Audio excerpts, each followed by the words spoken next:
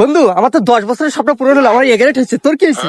আমার তো টেনিটুনি পাস। সিদ্ধান তুই কি পাইছিস? আমার এ প্লাস। জানি তুই কি? আমার এ মাইনাস। সবাই তো পাস। তুই লুঙ্গি পরে গেলি? আচ্ছা আরে তুই রেজাল্ট নিতে গেছিস লুঙ্গি পরে? আমরা প্যান্ট শার্ট পরে গেছি, তুই লুঙ্গি পরে গেছিস। স্কুল জন্য স্যারের বাপের যে লুঙ্গি ভাই যাওয়া যাবেন না। এই সে জয়ের কি অবস্থা? সে জয়ের তো আজকে রেজাল্ট দেওয়ার কথা, তার তো দেখতিস নে। তাই তো ওর তো দেখা যাচ্ছে না। চল দিন ওর বাড়ি যাই। এই চল চল চল। আরে বন্ধু, আমাদের তো সবার রেজাল্ট ভালো হয়েছে, এসএসসি রেজাল্ট দিয়েছে। তা তোর কি লাইন? ওরে বন্ধু তুই আর বলিস নি বন্ধু, সেবার এক মাইর দেখি লিখিলাম, তা সে আমার রেজাল্ট আর আসেনি।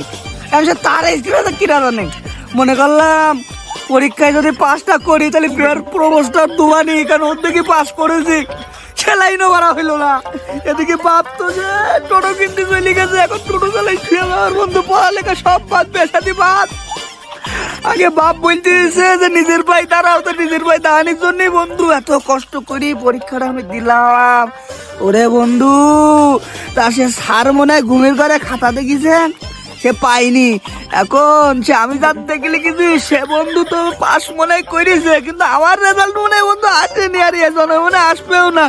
আমি আর এলাকার মধ্যে বন্ধু গর্ভবতী করি বন্ধু বলিলাম, কারোর রেজাল্ট আসুক আর না আসুক বন্ধু রে, আমার রেজাল্ট অন্তত আসবে, সিগারেট পালিও।